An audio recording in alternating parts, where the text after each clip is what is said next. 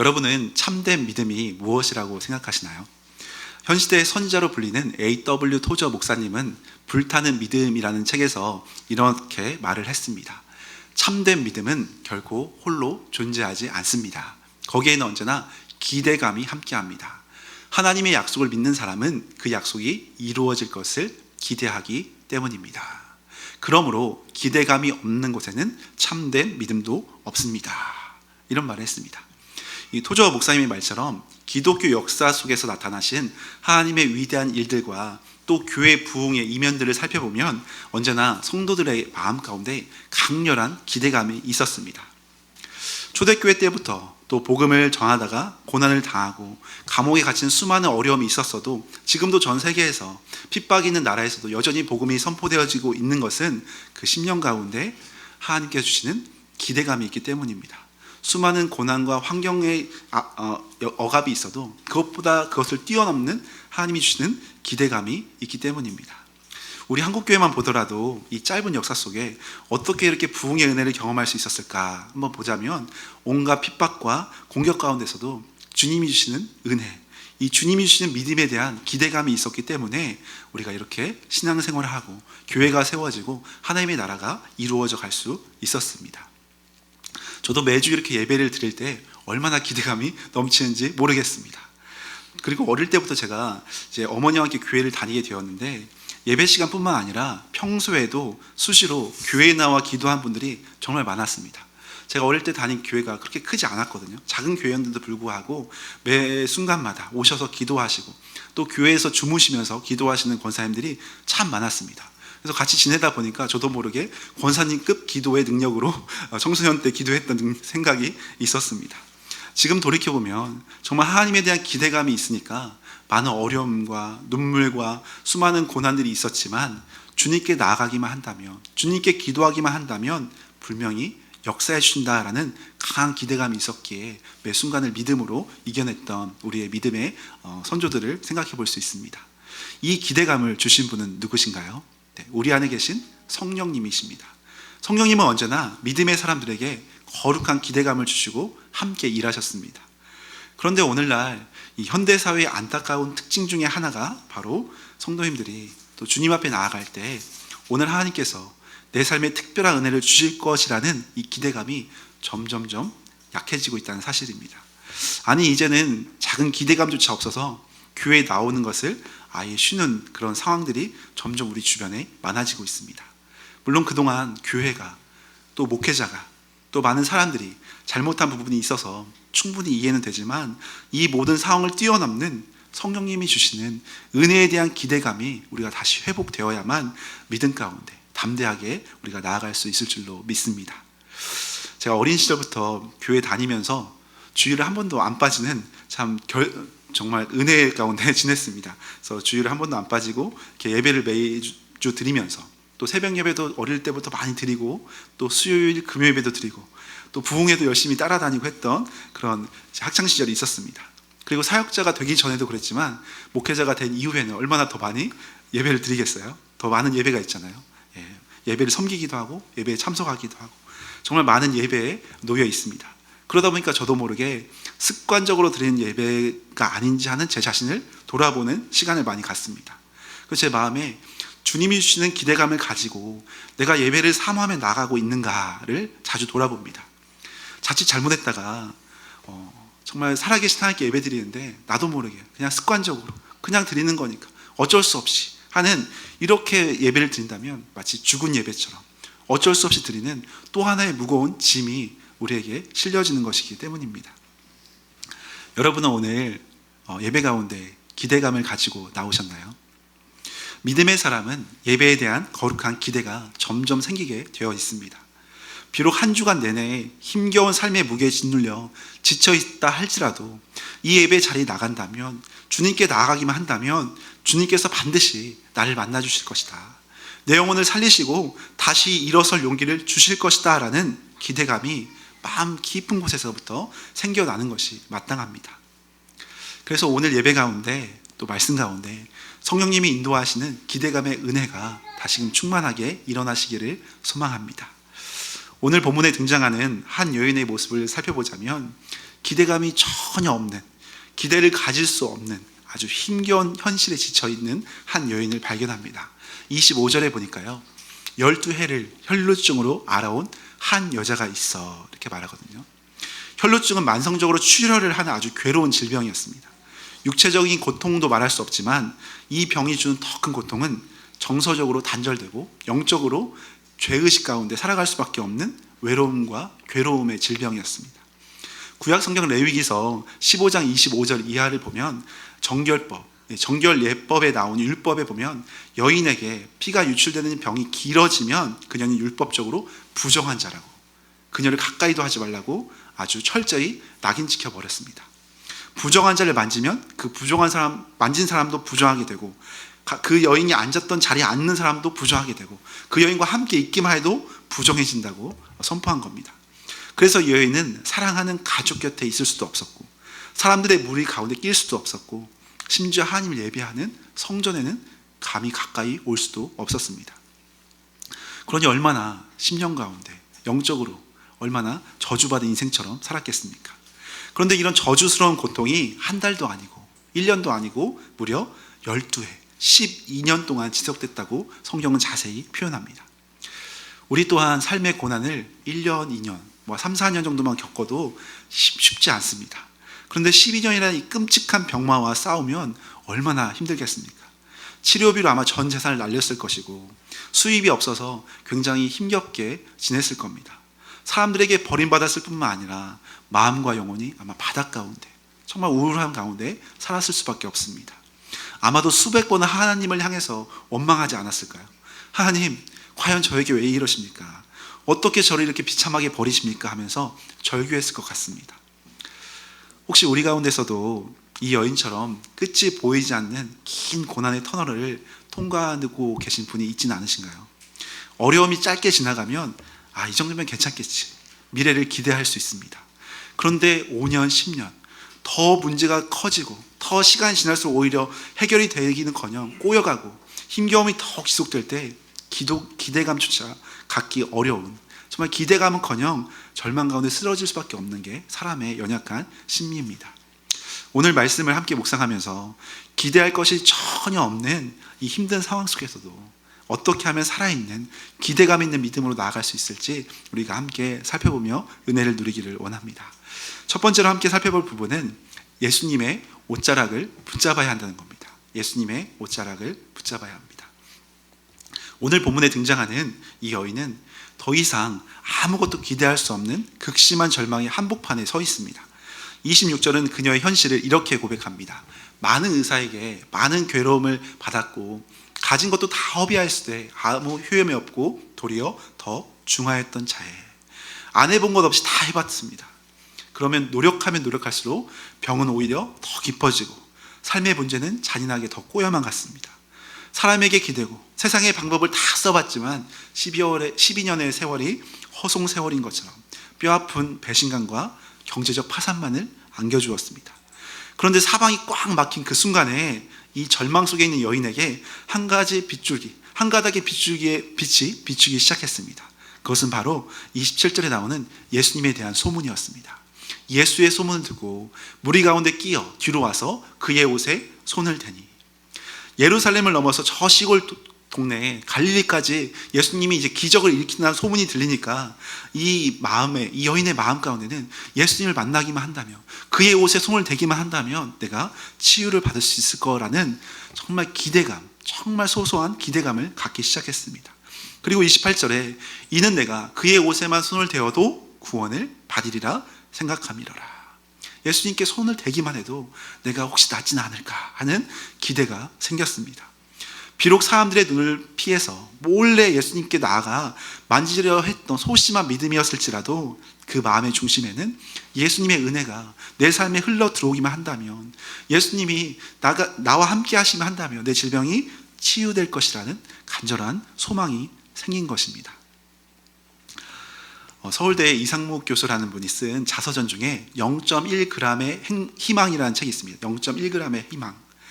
최근에는 이분이 한국장애인재단 이사장으로도 선임되기도 했는데요.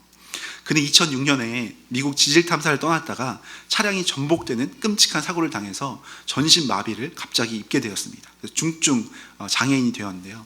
처음에는 하늘을 미친 듯이 원망했다고 합니다.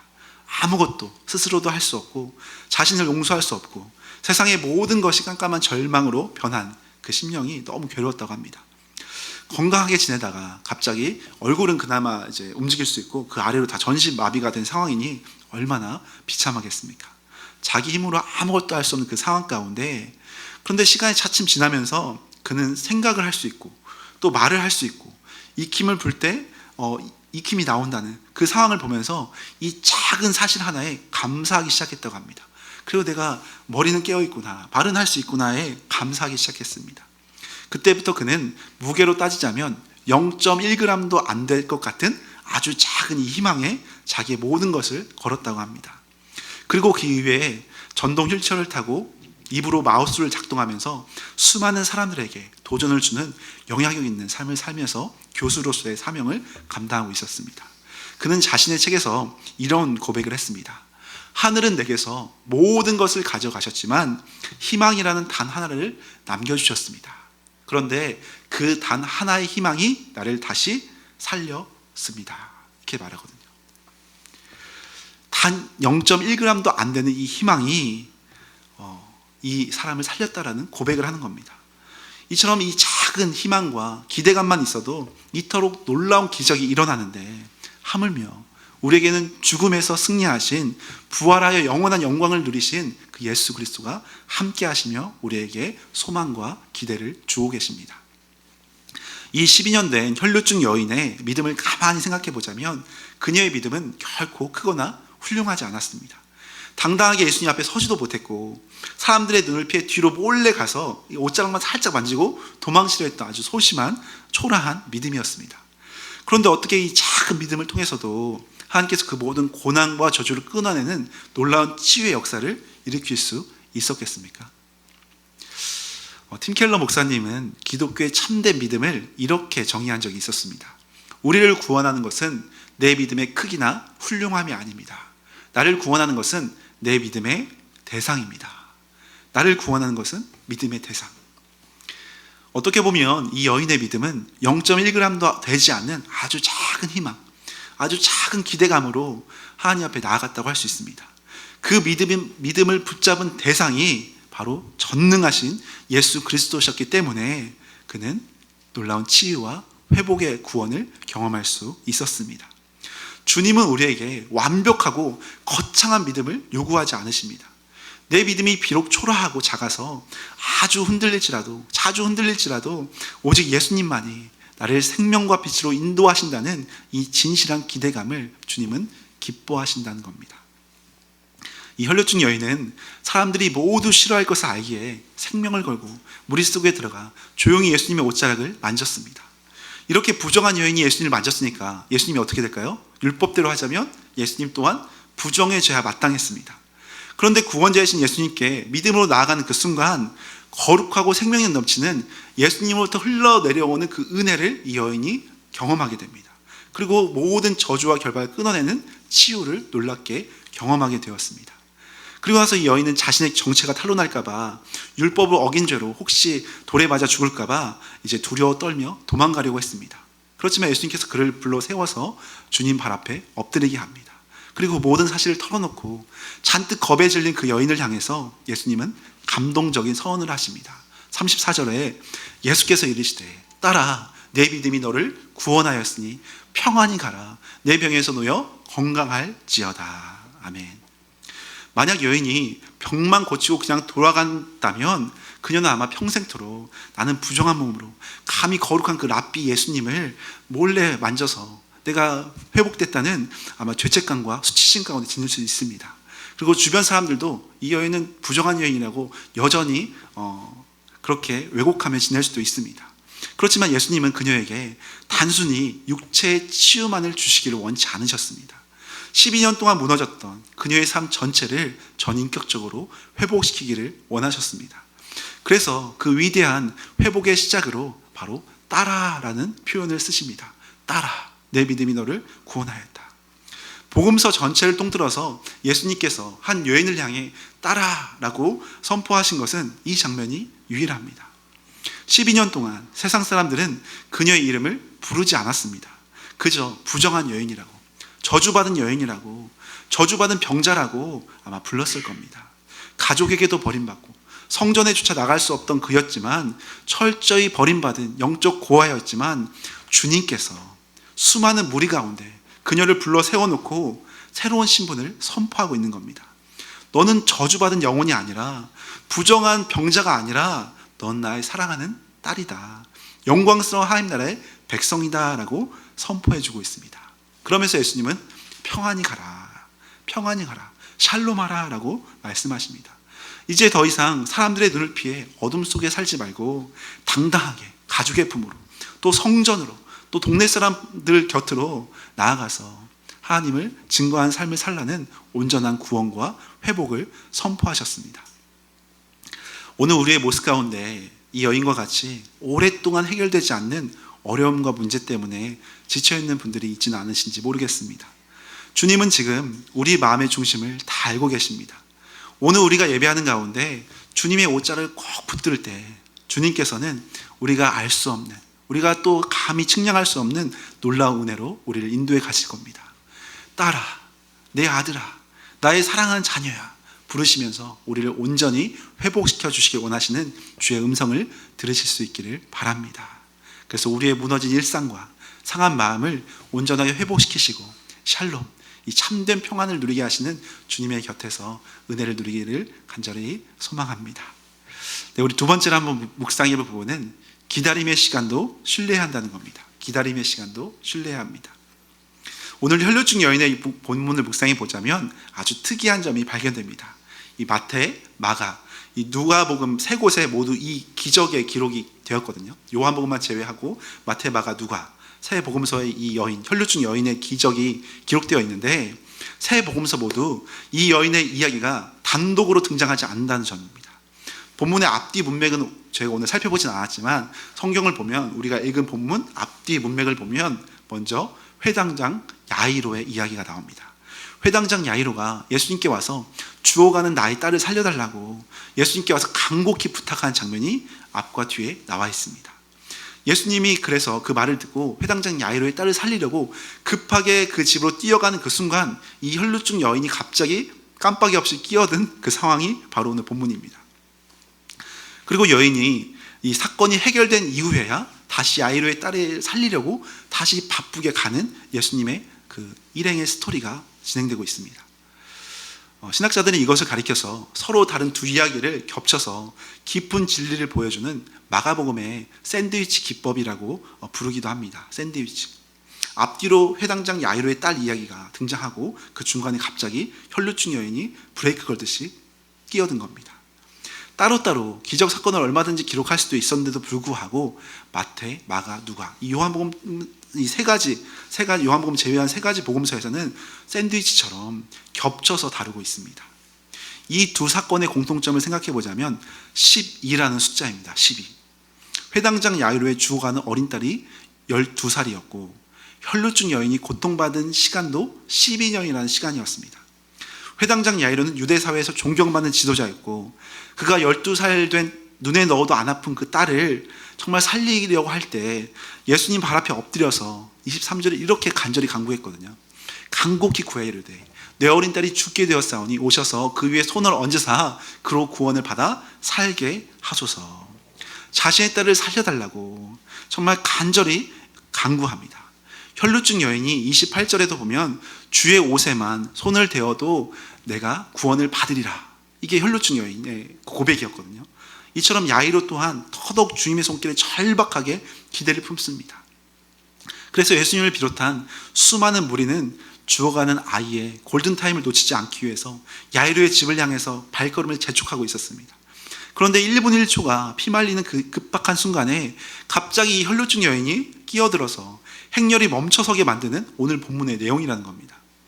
우리가 냉정하게 생각해 보자면, 여성분들께 죄송하지만 혈루증이 12년이나 앓았던 만성질환이니까 하루 이틀, 아니 몇 시간만 잠깐 기다려달라고 할 수도 있잖아요. 지금 당장 그렇다고 잠깐 기다린다고 해도 큰일이 나지 않습니다. 반면에 야이로의 딸은 지금 당장 숨이 넘어가는 급박한 응급환자였습니다. 만약 예수님의 목적이 단지 여인의 질병을 고쳐주는 것이었다면 여인이 옷을 만져서 치유함을 받았을 때 예수님은 그냥 그것을 굳이 언급하지 않고 빨리 야이로의 딸에게 갈 수도 있었습니다. 그것이 정상적인 행위였습니다. 그런데 예수님은 그 숨막히는 응급 상황 속에서도 굳이 행렬을 멈추시면서 30절에 이렇게 말합니다. 잠깐 다 멈춰봐라. 예수께서 그 능력이 자기에게서 나간 줄 곧 스스로 아시고 무리 가운데 이렇게 말씀하시되 누가 내 옷에 손을 대었느냐. 제 아들은 매우 당황했습니다. 솔직한 말로 하자면 어이가 없었습니다. 그래서 31절과 누가복음 8장 45절에 보면 베드로와 제자들이 이렇게 말합니다. 주님, 지금 수백 명이 밀고 있습니다. 주님 인기 많으셔서 수백 명이 살려달라고 예수님 따르고 있는데 이 수많은 인파 중에 한두 명이 예수님을 붙잡았겠습니까? 그런데 지금 누가 내게 손을 대었냐 말씀하시면 지금 어떡합니까? 조금 더 적나라하게 얘기하면 지금 장난하세요. 주님 눈치 챙기세요. 지금 빨리 어린 딸 살리러 뛰어가야 합니다. 이런 상황이거든요.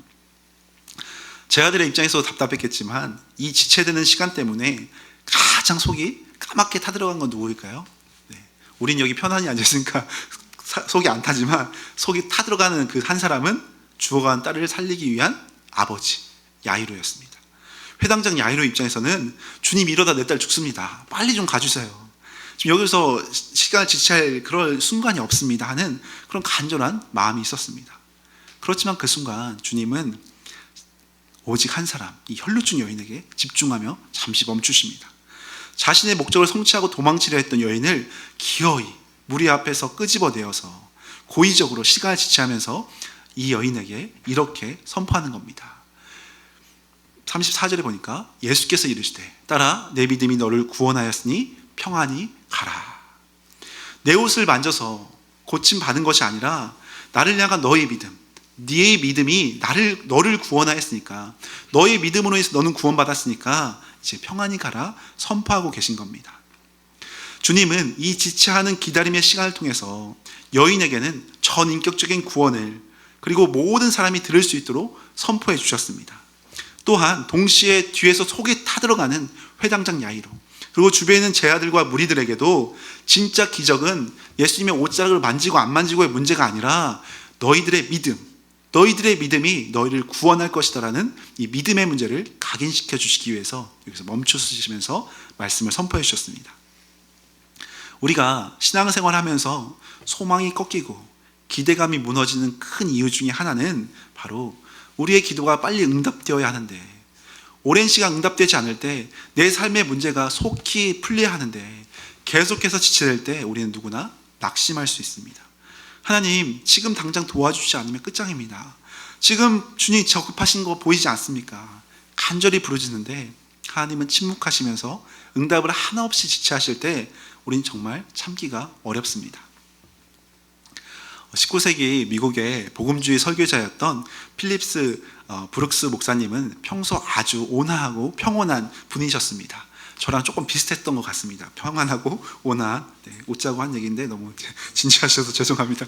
그런데 어느 날 그가 집무실에서 마치 우리의 갇힌 사자처럼 불안하게 이리저리 서성이고 있었다고 합니다. 불안해가지고 막 서성이면서 막 이렇게 하니까 옆에서 보던 사람이 매우 놀랐습니다. 그러면서 아니 목사님 도대체 무슨 일 때문에 그렇게 불안해하십니까? 평소 모습과 너무 다릅니다. 이렇게 이제 말을 한 거예요. 원래 그런 분이 절대 아닌데 계속 불안해서 막 서성이니까 걱정돼서 물어봤습니다. 그러자 브룩스 목사님은 이렇게 대답합니다. 문제는 바로 이것이네. 나는 지금 급해 죽겠는데 하나님은 전혀 급하지 않는다는 것일세. 나는 급해 죽겠는데 이 문제를 해결해야 하는데 하나님은 전혀 급하지 않은 것처럼 응답이 없을 때 답답해 죽겠다는 그런 고백이었습니다. 이것이 사실 오늘날 우리의 솔직한 고백이지 않습니까? 우리 또한 조급할 때가 많습니다. 빨리 병이 나아야 하고 빨리 빚을 갚아야 하고 빨리 자녀의 앞길이 열려야 하고 빨리 지금 상황이 잘 해결돼야만 주 앞에 더 은혜 가운데 나아갈 수 있을 것 같은데 이런 빨리빨리의 조급한 마음이 우리 가운데 있는데 주님은 오히려 이런 우리의 마음을 향해서 때때로 우리의 발걸음을 멈춰 세우시고 응답을 지체시키는 것 같은 상황이 있습니다. 왜 그렇습니까? 내가 원하는 것을 빨리 이루어내는 것이 내가 원하는 어떤 목적을 빨리 이루어내는 것이 주님이 보실 때 진짜 구원이 아니라 지체되고 기다리는 그 시간 속에서도 오직 예수님 한 분만을 끝까지 신뢰하는 참된 믿음을 세우는 것이 참된 구원임을 아시기 때문입니다. 그 기다림의 시간 동안 주님의 뜻이 우리의 삶 가운데 온전히 이루어지도록 하는 것, 이것이 진정한 회복이고 진정한 구원이시기에 우리에게 기다림을 허락하십니다. 혹시 우리 삶에 이해할 수 없는 기다림의 시간이 길어지고 계신 분이 있으신가요? 세상은 그것을 실패와 절망이라고 말하며 우리를 낙심시킬 수도 있습니다. 그러나 주님 안에서 그 기다림의 시간은 우리에게 더 크고 완전한 은혜를 주시기 위해 하나님이 친히 빚어내시는 준비와 성숙의 기간인 줄로 믿습니다. 하나님의 지체하심은 결코 하나님의 거절하심이 아닙니다. 하나님께서 우리를 향한 이 응답을 지체하신 이유가 있다면 그것은 우리를 사랑하지 않으셔서가 아니라 우리를 너무나도 사랑하시기 때문입니다. 사랑이 역설입니다. 우리 삶 속에 응답이 지체되는 그 삶의 행렬이 멈춰선 것 같은 그 답답한 현실 속에서도 나를 향한 최선의 계획을 가지고 일하시는 우리 주님을 온전히 바라보시는 모든 성도님들 되시기를 소망합니다. 당장 내 눈앞에 좋은 결과가 보이지 않더라도 그 기다림의 시간까지도 신뢰하며 주님을 향한 기대감이, 주님을 향한 소망이 늘 충만한 우리 성도님들 되시기를 간절히 바랍니다. 마지막 한 가지만 더 살펴볼 텐데요. 끝까지 이루실 구원을 바라보아야 합니다. 이 혈류증 여인은 병고침만 받고 사람들의 시선이 두려워서 조용히 그 자리를 빨리 피하려고 했습니다. 그녀의 기대감은 딱 거기까지였습니다.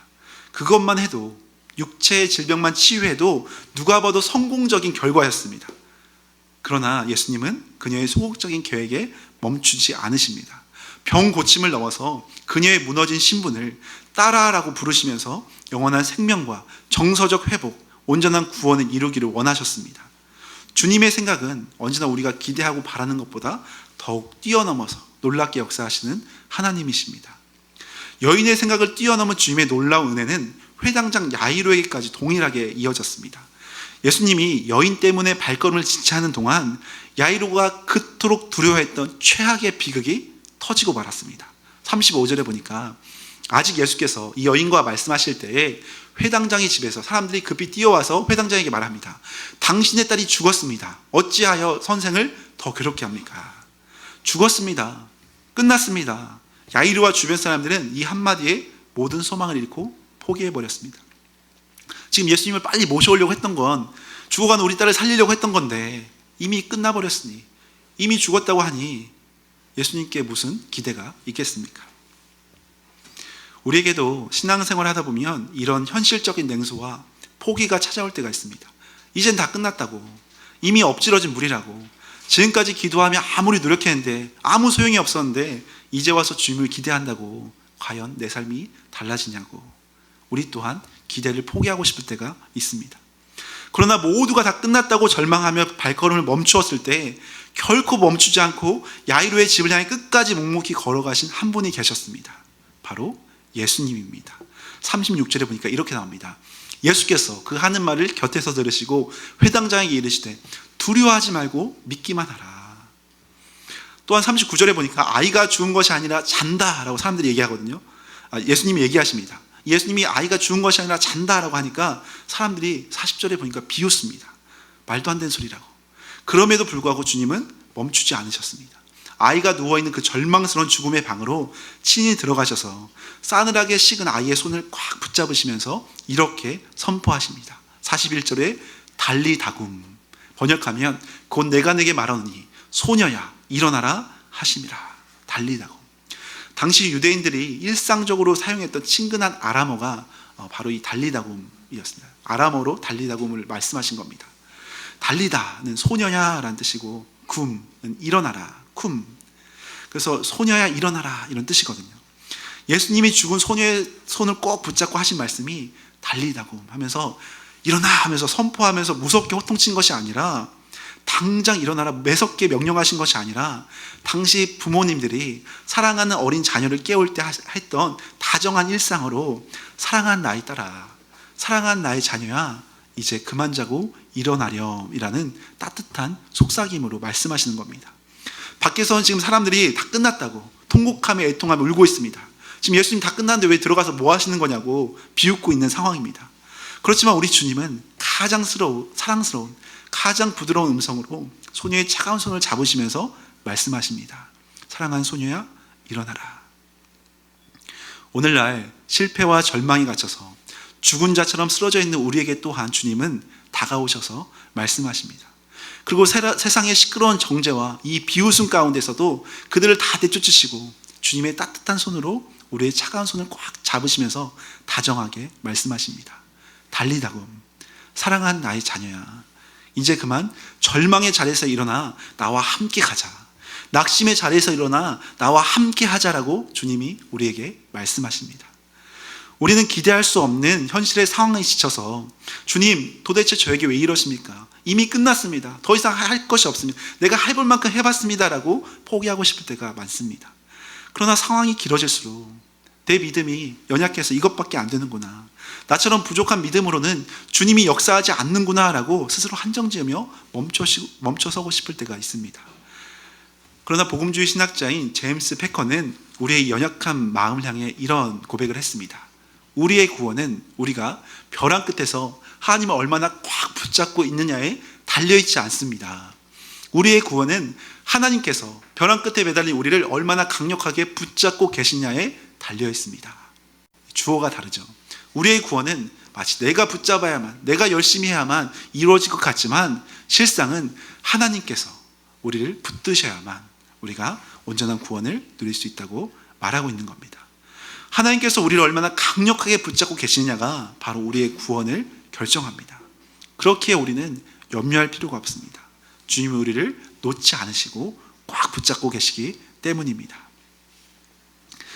우리는 기대가 사라질 때 쉽게 포기하고 주님의 손을 놓아버리려고 합니다. 그러나 혈류증 여인의 이 짧은 생각 속에서도 멈추지 않고 계속해서 일하셨던 하나님, 예수님, 그리고 야이로의 그 깊은 절망 속에서도 포기하지 않고 묵묵히 걸어가셨던 그 예수님께서 지금 이 순간에도 오늘을 사는 우리를 향해서 끝까지 함께 하시며 우리에게 선한 일을 이루어가고 계십니다. 주님은 주저앉아 있는 우리에게 다가와 사랑으로 말씀하십니다. 실패했니? 두려워하지 말고 다시 나를 믿어보아라. 여전히 힘들고 어렵지, 그래도 나를 기대하며 바라보아라. 우리의 믿음이 약해져서 멈춰 서 있는 그 절망의 자리에 우리 주님은 주도적으로 찾아오셔서 피곤한 우리의 손을 온전히 붙잡고 인도해 가십니다. 그리고 달리다금, 사랑한 나의 자녀야, 일어나 나와 함께 가자 말씀하시며 죽어가는 우리 영혼을 향해 다시금 새 힘과 새 은혜를 주시기를 원하십니다. 말씀을 마무리하겠습니다. 사랑하는 여러분, 우리의 계획과 방법은 한계가 참 많습니다. 이만큼 해봤으면 됐다고, 지금까지 안 됐는데 더 기도한다고 뭐가 달라지겠냐고, 이런 생각으로 우리는 주저앉아 낙심할 수도 있습니다. 그리고 세상도 수시로 변하고 우리의 감정도 수시로 변하기에 우리는 정말 어떻게 보면 기대할 것이 없는 인생을 살아갈 수도 있습니다. 그렇지만 우리에게 새로운 기대를 주시고 새로운 소망을 주시고 새로운 은혜로 함께 하신 분, 바로 예수님이 함께 하시며 우리와 함께 가자고, 달리다고, 내가 일으켜 세우겠다고 우리에게 용기와 능력을 더해 주십니다. 그렇기에 우리는 오늘도 새 희망을 품고 기대를 품고 주님 안에 나아갈 수 있습니다. 주님을 향한 이 거룩한 기대감이 우리의 심령에 타올라서 주님께서 행하실 일을 날마다 기대하며 주님과 함께 담대하게 나가는 우리 모든 성도님들 되시기를 예수님의 이름으로 간절히 축원합니다.